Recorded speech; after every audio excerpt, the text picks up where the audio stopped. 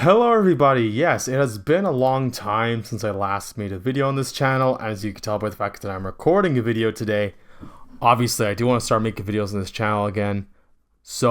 But today in this video, I'm going to do something a bit more fun. I'm going to be doing a prediction for the next election, how I think it's probably going to go, based off of how things have been going recently, especially with some of the events happening with the whole Venezuela situation, so on and so forth. So, to start this video, I'm going to say, here's how I think it's going to go. So, over the last while, Carney's polling numbers have been falling. So, it's safe to say his honeymoon period is officially over. And Pierre, the Conservatives are just like stabilizing at around the mid to high 30s.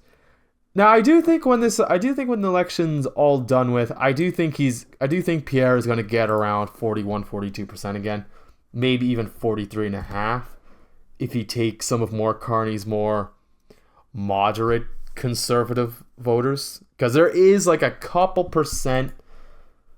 Actually, let me put in the margins here. Hold on. So 43.8 and 41.3.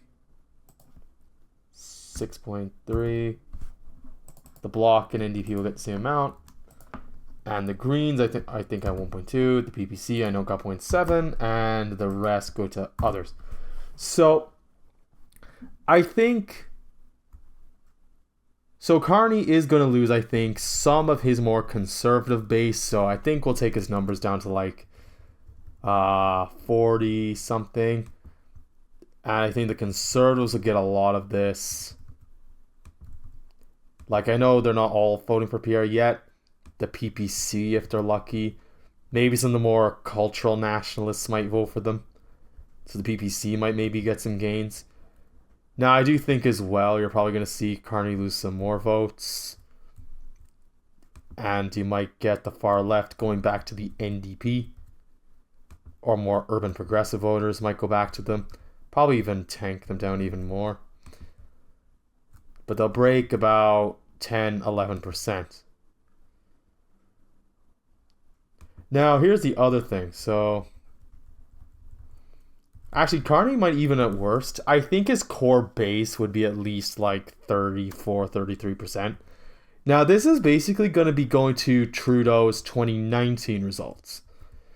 Now, here's the thing. So the NDP will be able to make some of their gains back. But here's a problem they're going to have. So, assuming that the NDP elects Heather McPherson, who will do a good job, I think, appealing to the urban progressive vote, which I think they will take a lot of votes off of Carney, simply due to the fact that Carney's a bit of a very fiscally conservative. He's a banker. He's basically everything that the stereotypical anti-banker. Everything the NDP historically has always despised is in one man. And it's not even Pierre Poilievre, it's Mark Carney. So, now, yes, I know they consolidated behind him, and that was mainly because they wanted to stick it to Trump and also stop Pierre from winning. I don't think they're going to be as enthused. I mean, now that I come to think of it, I'm going to put Pierre down to the 42, because I think only some voters will go back to him, not all of them. Now, here's the thing. So the NDP might at best get up to like 13.5%. Then the Bloc are going to make big gains. Actually, let's bring them down back.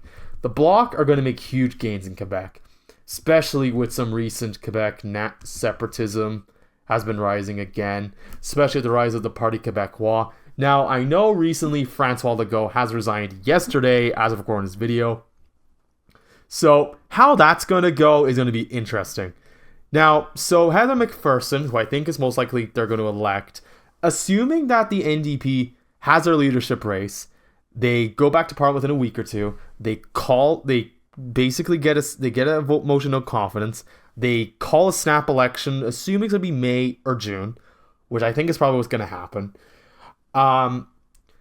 So then the other thing, especially with the recent Venezuela situation, it's been making not only progressive voters or even far left voters mad at Carney for his economic stances, also Carney's been approving pipelines recently, or at least he's been agreeing to them.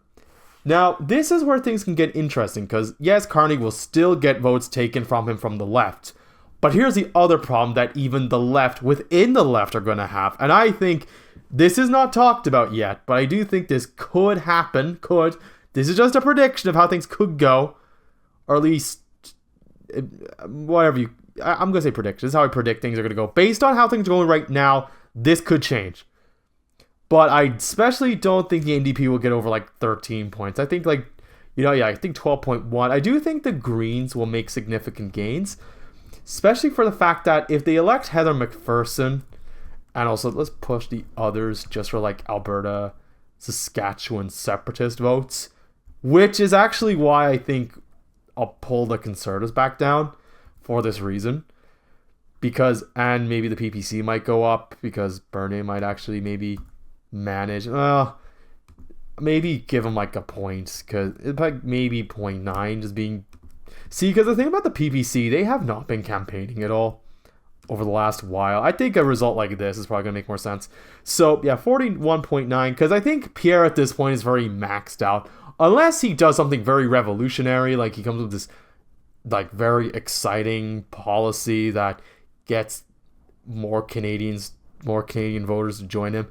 I don't think he's going to get over like 45% or anything like that. I think he's going to be in that 42, 45 range.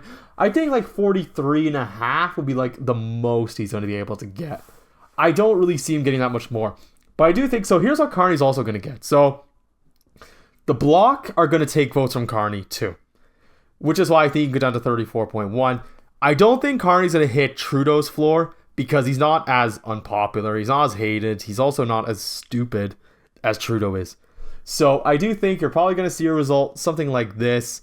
And especially with the recent pipeline issue, the Greens are going to take from the NDP on the more environmentalist standpoint, which I do think could limit the NDP's gains. Now, yes, the Green Party are not in the best position for their party, especially with like Elizabeth May going to be leaving as leader. And also, now in the last election, the Green Party did pull 100 candidates from the last election, mainly just to stop Pierre from winning, just to get their voters to vote Liberal. But I do think now, recently what's been going on, I have heard even in provincial politics over in BC, that's a shit show and a half. Just party splits on the right from the Conservative Party of BC, you're in one BC. Alberta, you're supposedly, we'll do a video on that because, well, I live in Alberta, so that's going to be a very interesting topic to bring up. So, now, I'm just wondering, making sure, are they going to... No, okay. So, let me go and upload the regionals because, I like Sheree T. She does very good models and all. And I know these are averages, and I know, I know there's regionals for a reason. So I think Quebec, because Quebec is very different from the rest of the country, you know? Like, swings are not as uniform. They're like the least uniform swings you can think of from the rest of Canada. So I think Carney's probably going to fall to like 29%. I think, honestly, just switch, so when you go to the summary here, I think literally just switch the Liberals in the Bloc, and I think everything else is quite accurate. So let's actually do that now. So let me, because I do believe most of these margins, so yeah. So 25, 8, 34. Where are the Greens? I think they're at like 2. Let me, they're not gonna be 100%. Like, they will, the nice thing about this model, they do actually kind of create the numbers do kind of round out themselves, so it doesn't have to be 100% exact because they do kind of see. Look, so we got the numbers to be perfect. Yeah, so I do think this is what you could see. Carney might get under maybe 34 at worst. Pierre will probably break 42. See, because that's the thing. I think he's very limited at this point where he can go.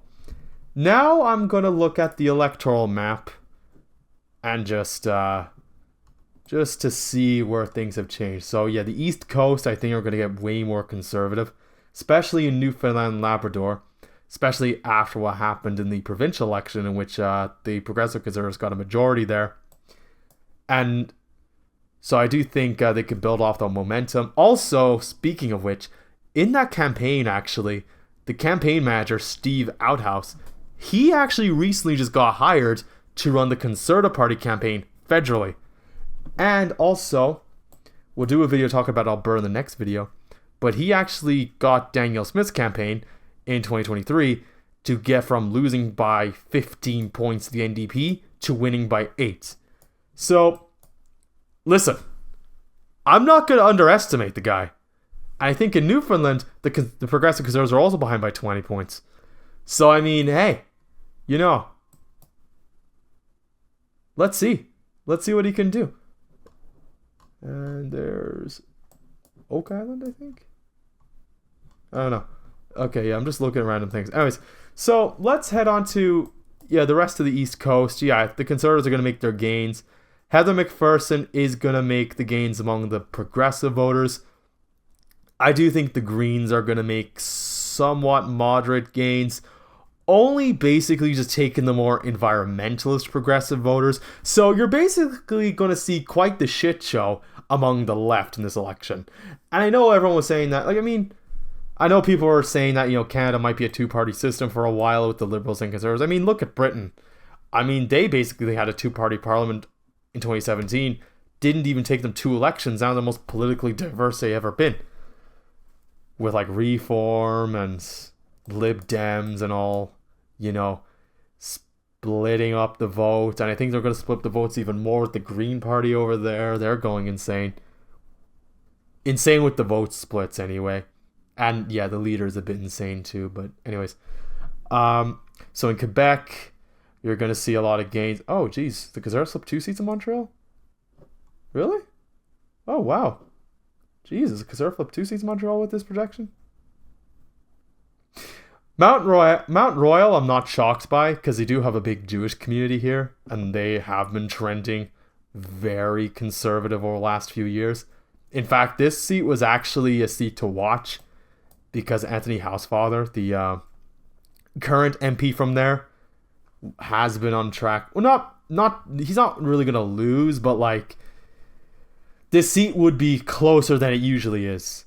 And I do think with the Jewish vote trending so conservative, this could flip that seat. And some of the Anglophone, I think Quebec, the Anglophone population that live in Montreal do live around here as well.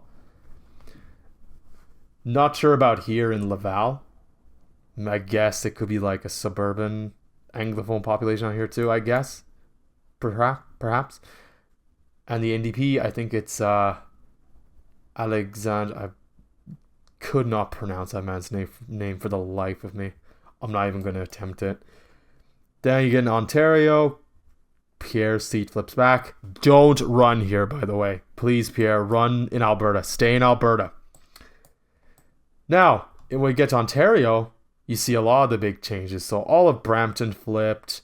Seats in Toronto are flipping. Now, Ontario I think, is going to be the real two-party battleground between the Green Party haven't even flipped their Kitchener Centre seat back in this projection. That's interesting. Do the NDP flip any? No, I don't. Doesn't look like the NDP flips any Ontario seats back, because these are the seats that they'd be tight though.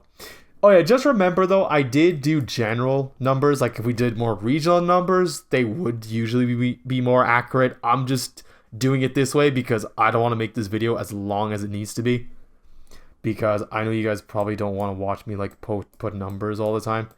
And plus, in fairness, for the most part, trends can be universal, not 100%, but trends can usually be somewhat uniform, not always, but Quebec would be the least. That was why I had to change numbers for Quebec, because Quebec, they're very known for their big 10, 20 point swings. Ontario, not really. Manitoba, actually, this is a very interesting one. This was Nikki Ashton's seat, and that would flip back NDP. And I think, what would happen in Alberta, considering that Heather McPherson is from Alberta? Oh, no, how do I stop? There we go. Yeah, so Alberta is basically all blue. Only one conservative seat, and that's Heather's seat. She's the only NDP in the whole province, officially.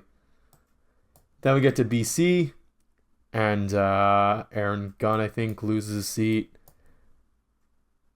Ellis Ross, I think is his name. Ellis Ross, he's a conservative guy up here. He's very well known in BC provincial politics. And yeah, so Vancouver, geez, look how blue that is. There's a lot of seats that are blue that probably shouldn't be when you look at this.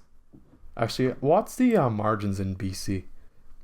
40. Yeah, that actually makes sense. Yeah, that's roughly the margin last time. That is roughly what I would expect. How it will go. Like the NDP will make most of their gains in BC. The Greens will also make their gains in BC. Not sure if I believe this one, Alberta. However, look, it is just see, that's the thing. I'm not sure if I believe the Greens going up to 1.7, maybe like 1%. Like that's the thing. I made these changes very uniform. The only reason I changed Quebec, as I said, Quebec is the most, awkward province. They're the ones that make they do their own thing. So yeah, that's it for this video. This is just basically how I think things are going to go for now, based on how trends are going. These predictions are subject to change, so like this will probably change over time. But yeah, based on how things are currently going right now, how I expect Carney to get his more left-wing, maybe even Quebec separatist base to go over, and then their more environmentalist base will go over, and along with theirs, and his more Quebec separatist base will go to the Bloc, and his more maybe moderate to moderate conservative base might go over to Pierre.